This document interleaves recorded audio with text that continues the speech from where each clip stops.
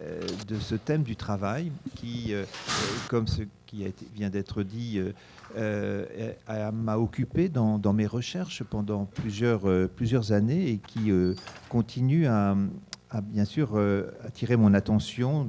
Je continue à analyser les évolutions du monde du travail en relation avec la question du lien social.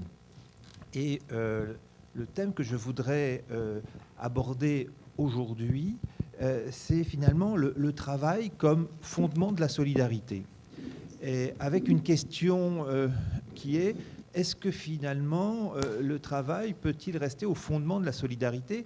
Est-ce que ce principe de solidarité organisé autour du travail nous conduit à un déclin inéluctable? Est-ce que l'on peut encore penser notre modèle social et notre modèle de solidarité sur le travail?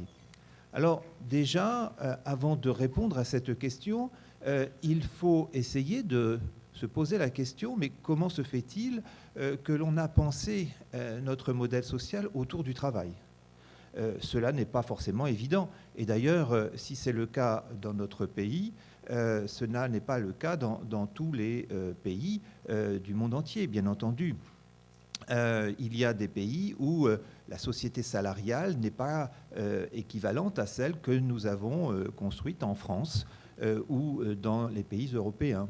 Si vous prenez par exemple la proportion des emplois en France qui sont protégés par des conventions collectives, c'est la quasi-totalité. On est à 95 à 98% des emplois qui sont couverts par des conventions collectives. Ça, c'est le résultat d'une société salariale. C'est-à-dire qu'on a organisé le système de solidarité à partir donc du monde du travail. Et donc c'est un siècle, il y a au moins un siècle de revendications pour faire en sorte qu'on va organiser la solidarité sur la base du travail. Mais ce n'est absolument pas le cas dans les autres pays. Si vous allez aux États-Unis, vous avez simplement environ 15% des emplois qui sont couverts par des conventions collectives. Et donc, et si vous allez dans les pays en développement, vous avez, par exemple en Amérique du Sud, vous avez beaucoup d'emplois qui sont informels et qui n'entrent pas donc dans le cadre véritablement d'une société salariale. Alors, je voudrais commencer par rappeler comment on en est arrivé là en France et aussi ensuite, bien sûr, montrer les évolutions qui touchent notre monde du travail et qui fragilisent le modèle de solidarité que l'on a mis des années, des décennies à construire. Alors, pour cela, il faut commencer par se référer à un auteur qui est un sociologue, qui est le fondateur ou l'un des fondateurs de la sociologie française, qui est Émile Durkheim. Émile Durkheim, vous l'étudiez dans les programmes quand il est question du lien social. Et il y a au moins deux notions qu'on aborde. Alors je ne sais plus très bien si c'est en seconde, en première ou en terminale. Mais en tout cas, on aborde la notion de solidarité à travers l'œuvre de Durkheim à partir de sa thèse de doctorat qu'il a pu soutenir en 1893, qui s'intitule « De la division du travail social ». De la division du travail social. Et dans ce livre, Durkheim analyse l'évolution, à son époque, du monde du travail, et il construit deux concepts. Le concept de solidarité mécanique et le concept de solidarité organique. Alors tout ça, ça paraît un peu abstrait, et il faut essayer de comprendre qu'est-ce que Durkheim met derrière ces notions. Tout d'abord, il constate que dans les sociétés plus traditionnelles, la solidarité est fondée sur le principe de la similitude. En fait, on est attachés les uns aux autres parce qu'on se ressemble, et c'est parce qu'on se ressemble qu'on met en place des systèmes de solidarité. Donc, dans les sociétés plus anciennes, c'est ce modèle-là qui domine, ce qu'il appelle la solidarité mécanique. Mais dans les sociétés modernes, qui sont organisées autour de la division du travail, la solidarité n'est plus exactement une solidarité de similitude, de ressemblance, mais au contraire un système qui repose sur la complémentarité des individus. En fait, les individus sont complémentaires les uns des autres à l'intérieur de leur groupe professionnel, mais aussi à l'échelon de la société plus globale, entre les groupes professionnels. Donc il y a de la complémentarité à l'intérieur du groupe et entre les groupes professionnels. Et c'est ce que Durkheim appelle la solidarité organique. Donc il y a un système de solidarité qui repose sur l'interdépendance des fonctions et des individus à l'intérieur donc, du système social que l'on peut assimiler, alors c'est un peu discutable, à un organisme vivant. Donc il y a donc à l'intérieur de cet organisme des corps qui peuvent effectivement être complémentaires les uns des autres, et cette complémentarité, elle s'appelle donc, selon lui, la solidarité organique. Et c'est la division du travail qui nous conduit à être ainsi complémentaires les uns des autres, à rechercher un système de complémentarité. Alors, quand Durkheim dit cela, il insiste bien entendu, il insiste sur les groupes professionnels, l'importance des groupes professionnels. Notamment, il reviendra sur cette question une dizaine d'années après la publication de sa thèse, donc au début du XXe siècle. Il va rééditer et faire une préface à la seconde édition de la division du travail. Et là, il va mettre l'accent sur les réponses que l'on peut apporter aux problèmes de la société, du monde du travail de son époque. Et il va insister sur l'importance des groupes professionnels. Il faut renforcer, selon lui, les groupes professionnels pour que l'on puisse avoir une véritable cohésion. Donc, on a chez Durkheim l'idée que la solidarité va être possible si chacun est intégré dans un groupe professionnel. À partir du moment où il va être complémentaire des travailleurs qui sont auprès de lui, avec qui il échange, et à partir du moment aussi où il va y avoir, on peut concevoir de la complémentarité entre les différents groupes professionnels. Et il va même jusqu'à dire que le groupe professionnel, c'est l'avenir, c'est beaucoup plus important que l'esprit de chapelle, par exemple, dans la représentativité. Aujourd'hui, on parle beaucoup de représentativité, et dans le système électoral, on élit donc des représentants à l'échelon de sa commune, à l'échelon de son canton, à l'échelon de son département, à l'échelon de la nation. Et Durkheim me dit, tout cela, qui est fondé sur un attachement à un lieu, est en train de disparaître dans les sociétés modernes, et on mériterait il faudrait, selon lui, enfin il le disait à cette époque, que finalement la représentation serait meilleure si on s'appuyait sur la consistance des groupes professionnels.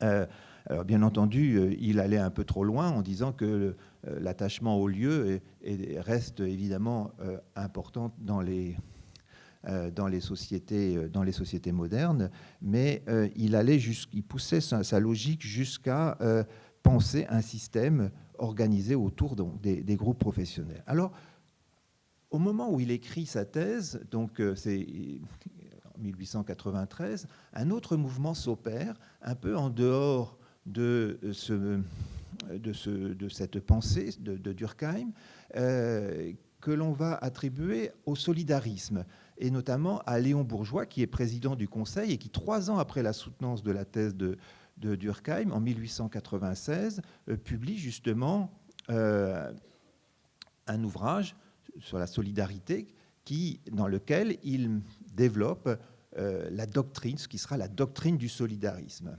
Alors, Léon Bourgeois n'est pas un sociologue, il est plutôt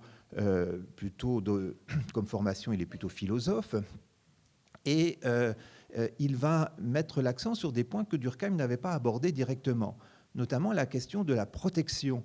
Et pour Léon Bourgeois, il est important de mettre l'accent sur les solidarités entre générations. sur que Durkheim n'a absolument pas abordé directement. Durkheim avait construit son objet d'étude autour du monde du travail. Et pour Léon Bourgeois, au contraire, il faut insister sur l'idée que nous sommes inévitablement des associés solidaires, au sens où nous devons transmettre ce que nous avons reçu aux générations qui vont nous succéder. Et donc nous devons établir un système de protection qui assure la transmission des richesses produites dans un système d'accumulation des richesses pour préserver les générations futures. Et pour lui, la seule manière d'arriver à ce système, c'est de lutter ensemble pour se protéger collectivement contre tous les aléas de la vie, pour que la société puisse être cohésive et productive et protéger l'ensemble de la population. Et pour cela, il faut mettre en place un quasi-contrat social autour du principe des assurances. Et c'est la doctrine du solidarisme qui va être très importante tout au long de la Troisième République et qui va inspirer toutes les réformes qui ont conduit à la sécurité sociale.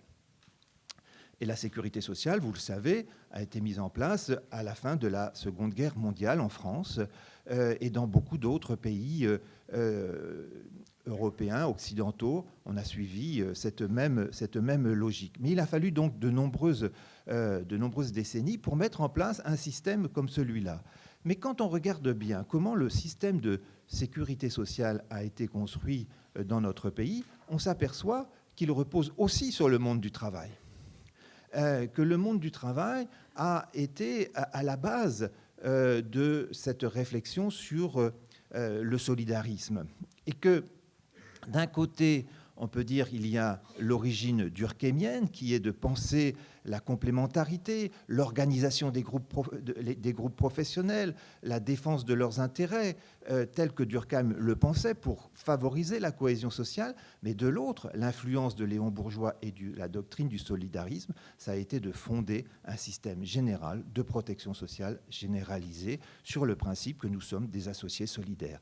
Donc vous voyez que finalement, notre société salariale, telle qu'elle a été construite tout au long du XXe siècle, a finalement deux fondements. Un fondement, je dirais, organiciste, au sens de la solidarité organique de Durkheim, et un fondement solidariste, au sens du principe des assurances sociales organisées par Léon Bourgeois.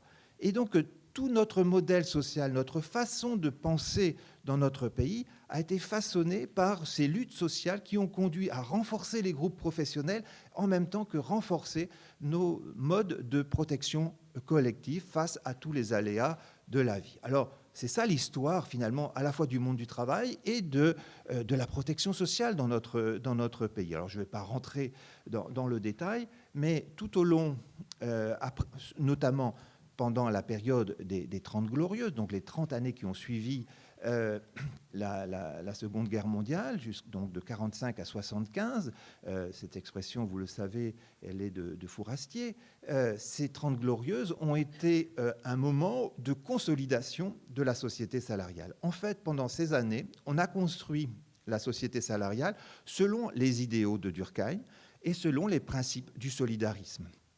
On a construit ainsi un système où les salariés avaient la chance de pouvoir compter sur un emploi stable, une carrière plus ou moins assurée, protégée par des conventions collectives, avec une sécurité sociale qui offre des garanties face à tous les aléas de la vie. Et donc, entrer dans une carrière, c'était effectivement se voir assurer la possibilité de progrès social, au sens où on ne va pas souffrir d'être en situation de maladie et sans moyen de résistance à toutes ces possibilités d'altération de la condition humaine, la vieillesse, les accidents du travail. Donc on va être protégé. Et la société salariale, ça va être une société de protection et puis d'émancipation, de progrès social. Et donc, c'est sur cette base-là qu'on a organisé un modèle d'intégration. Et c'est pour ça qu'on dit souvent que le travail, c'est un grand intégrateur. C'est-à-dire que c'est à partir du moment où on accède à un emploi que l'on est finalement assez assuré face aux aléas de la vie et protégé donc par cette société salariale. Alors ça ne veut pas dire que dans cette société salariale, on est justement tous égaux. C'est pas du tout ça. Justement, cette société salariale, elle repose aussi sur la lutte de classe, sur des luttes sociales, pour défendre effectivement de façon parfois corporatiste les intérêts de son groupe professionnel. Mais nous avons un État-providence qui est aussi un État régulateur, qui par le biais donc des négociations entre partenaires sociaux réussit à trouver un consensus pour justement permettre à tous les groupes professionnels de participer au progrès social et de se voir bénéficier de conditions globalement satisfaisantes.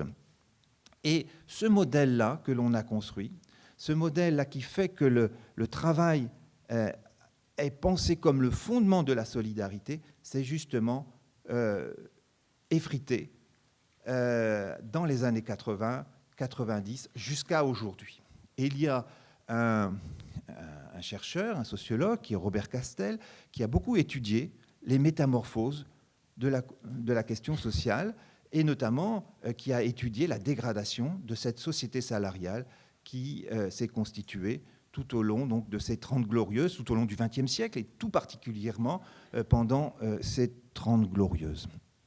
Donc c'est ce système-là qui s'est effrité. Alors moi j'ai commencé mes recherches dans les années 80 dans une thèse de doctorat que j'ai soutenue à l'École des hautes études en sciences sociales en 1988 sur le thème de la disqualification sociale.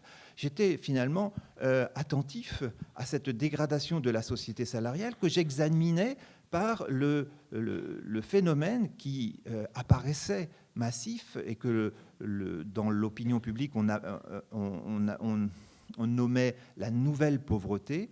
Cette nouvelle pauvreté dont on parlait beaucoup dans les années 80, c'était le résultat de cette dégradation de la société salariale. Qu'est-ce que c'est tout d'abord ? C'était le chômage de longue durée. Ça veut dire que de plus en plus d'actifs perdaient leur emploi, mais en même temps qu'ils perdaient leur emploi, perdaient tous les avantages associés à cet emploi. En devenant chômeurs et en ne retrouvant pas d'emploi, en devenant chômeurs de longue durée, ils perdaient les droits acquis au titre de la protection sociale et devenaient donc extrêmement vulnérables. Il ne leur restait plus que finalement les ressources de l'assistance, c'est-à-dire de se tourner vers les services d'action sociale pour obtenir de quoi vivre, parce qu'ils avaient perdu, ils étaient sortis des mailles du système de protection sociale. Et ce phénomène est devenu très visible dans les années 80. Et c'est la raison pour laquelle j'ai étudié ce phénomène en parlant de la disqualification sociale. Et Robert Castel, en 1995, a publié ce livre, Les métamorphoses de la question sociale, en essayant d'analyser, à partir d'une analyse de longue durée, une analyse historique de longue durée, comment cette société salariale s'était construite et comment aussi elle s'est fortement dégradée pendant cette période. Alors, quelques années plus tard, quand j'ai publié ce livre que j'ai intitulé Le salarié de la précarité, avec le sous-titre « Les nouvelles formes de l'intégration professionnelle », j'étais attentif à examiner non pas seulement ce que j'avais étudié dans ma thèse, c'est-à-dire la question de la relation avec les services d'action sociale, des chômeurs de longue durée ou des jeunes qui n'arrivaient pas à s'insérer sur le marché du travail et les relations qui s'instauraient avec les services d'action sociale. J'ai voulu faire une enquête directement dans les entreprises et d'étudier le phénomène de disqualification sociale à l'intérieur du monde du travail et non pas à sa périphérie. Et pour cela, j'ai mené une enquête auprès de 15 entreprises. On avait interviewé beaucoup de salariés et réalisé une enquête par questionnaire auprès de plus de 1000 salariés dans ces 15 entreprises. Et donc c'est sur cette base-là que j'avais commencé à travailler, à examiner justement la question du travail, la question de l'emploi. Et si j'ai utilisé le terme « le salarié de la précarité », c'était en référence à un ouvrage « The Affluent Worker » qui avait été publié dans les années 60 en Angleterre par une équipe de sociologues et qui avait été traduit en France aux éditions du Seuil sous le titre « L'ouvrier de l'abondance ». Dans les années 60 et 70, on parlait beaucoup de l'embourgeoisement des ouvriers, parce qu'effectivement, la société salariale, telle qu'elle était organisée, protégeait les ouvriers, leur permettait d'accéder à la consommation de masse et à améliorer aussi leur niveau de vie de façon considérable. Et certains observateurs posaient la question, est-ce que finalement les ouvriers ne sont pas en train de s'embourgeoiser, de se rapprocher de la petite bourgeoisie en France? Pour reprendre le titre d'un ouvrage publié aussi dans les années 70, notamment par des sociologues comme Baudelot et Establet. Et donc, ce phénomène, j'ai voulu montrer que ce qui s'opère dans les années 60, 80 et 90, c'est finalement une précarisation. On passe de l'ouvrier de l'abondance au salarié de la précarité. C'est un processus qui traverse le monde du travail et qui va remettre en question progressivement donc les fondements de cette société salariale, remettre en question la solidarité organique et remettre aussi, du moins en partie, les principes du solidarisme. Parce que effectivement, si vous avez de plus en plus de chômeurs qui n'accèdent pas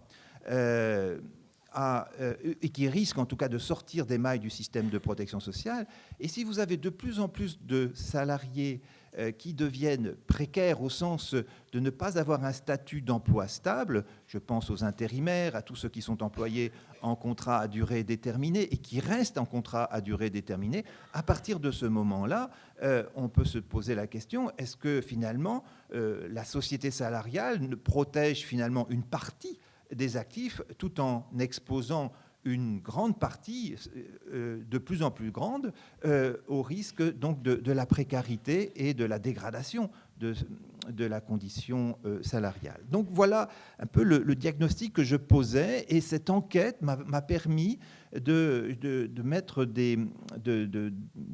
m'appuyer sur des matériaux recueillis sur le terrain pour nourrir cette réflexion.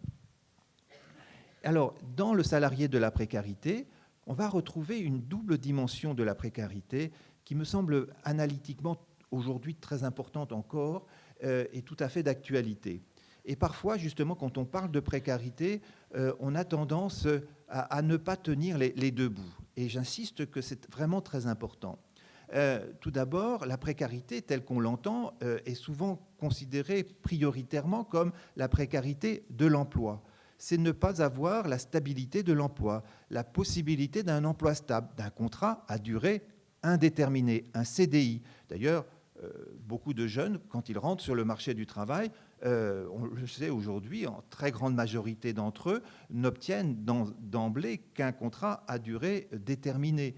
Et beaucoup d'entre eux espèrent voir leur situation progressivement se stabiliser pour décrocher aujourd'hui un contrat à durée indéterminée, alors que dans les années 70, on pouvait changer d'emploi très facilement, on était toujours employé en contrat à durée indéterminée.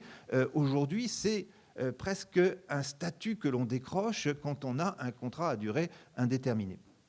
Et donc, c'est ainsi que on peut parler de précarité de l'emploi, c'est-à-dire qu'il y a un risque de voir des salariés faire toute leur carrière tout en étant finalement moins protégés que les autres par un contrat à durée déterminée qui expose à une plus grande difficulté dans l'existence. D'autant qu'il faut rappeler que si vous essayez par exemple d'accéder au crédit pour accéder à la propriété, on va vous demander, pour vous prêter de l'argent, la banque va vous demander, est-ce que vous avez, cher monsieur, chère madame, un contrat à durée indéterminée?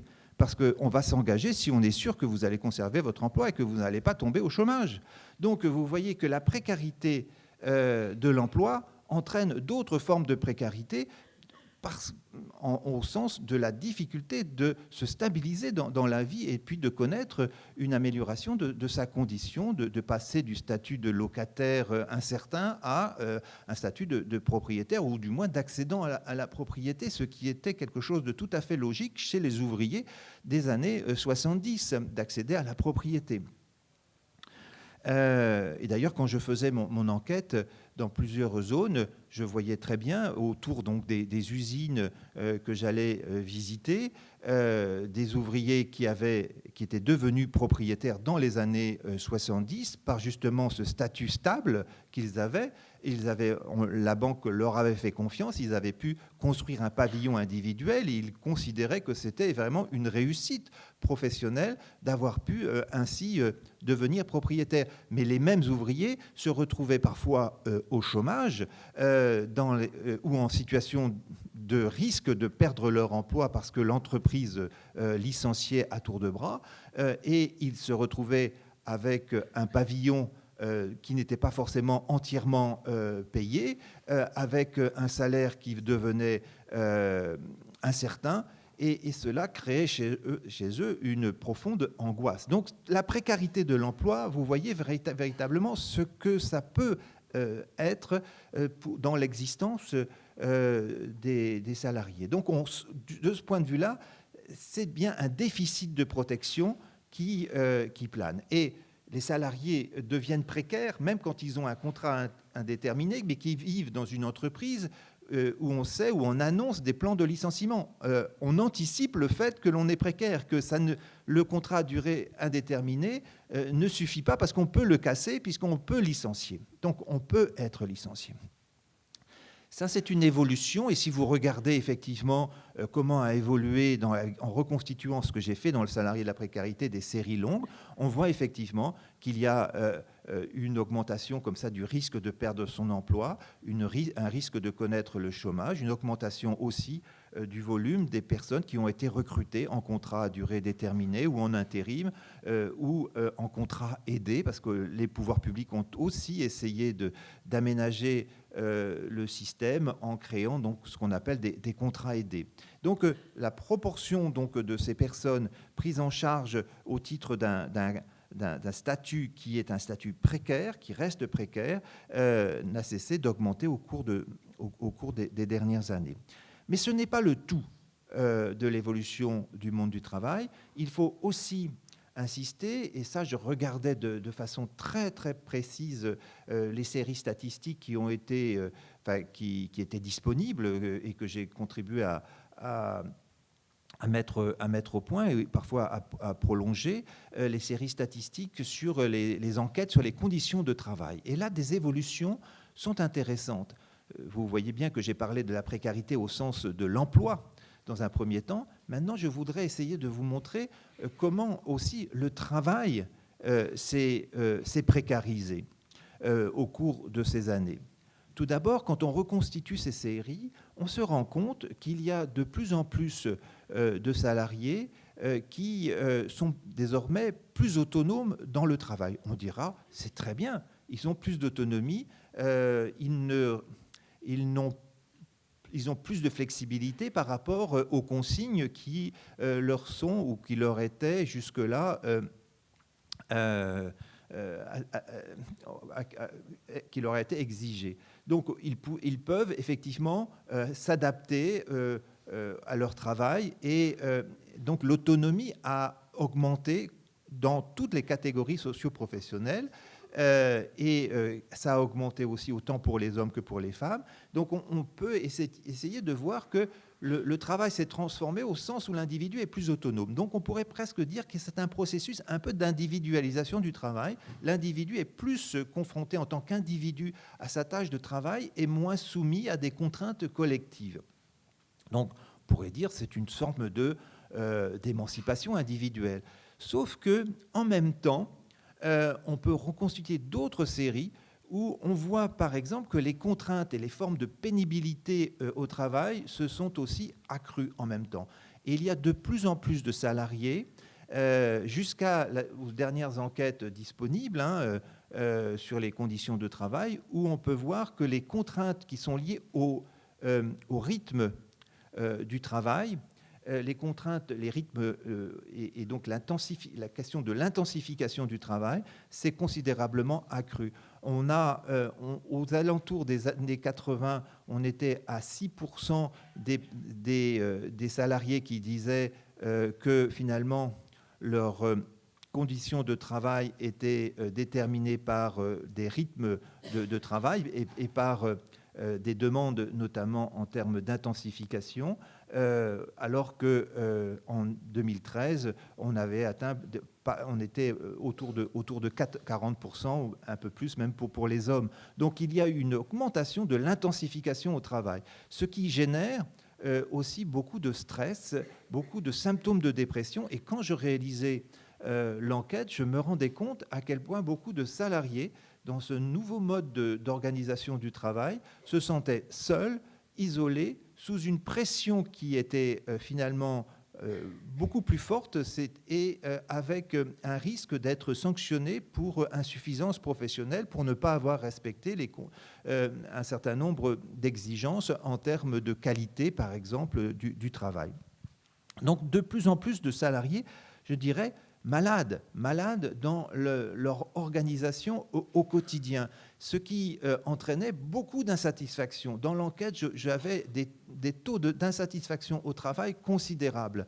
Donc on avait à la fois un processus pour aller vite et un processus qui conduit à une précarisation de l'emploi et une sorte de précarité du travail au sens où l'individu est menacé de ne pas être totalement reconnu dans le travail qu'il fait, dans son œuvre, dans le collectif de travail, et risque d'être menacé, en tout cas déclassé parfois, déprécié dans ses relations aux autres.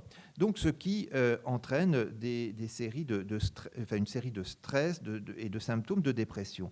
Donc, c'est ce que j'ai appelé le salarié de la précarité. Ce sont ces deux évolutions. Alors, si vous réfléchissez bien, la première, la précarité de l'emploi, renvoie à un déficit de protection au regard même d'une entorse par rapport à la doctrine du solidarisme qui impliquait que nous sommes des associés solidaires.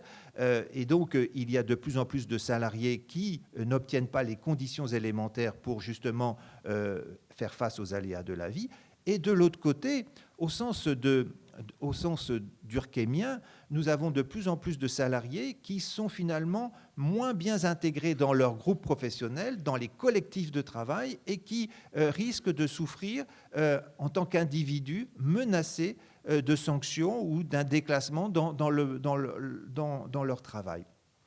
Beaucoup de salariés ayant l'angoisse au quotidien de ne pas faire le travail dans les conditions idéales et de ne pas atteindre les objectifs qu'on a fixés. Donc on voit très très bien cette double dimension de la précarité jouée. Et donc les deux fondements dont je vous ai parlé, le solidarisme et la complémentarité dans le monde du travail, sont remis en question.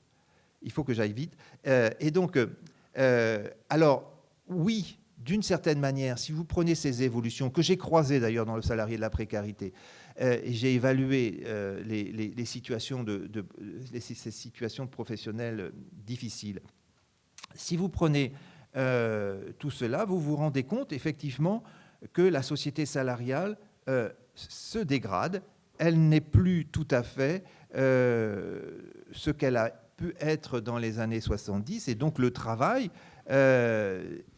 risque de ne plus pouvoir devenir, dans ces conditions, le fondement de la solidarité tel que je l'ai examiné jusqu'ici.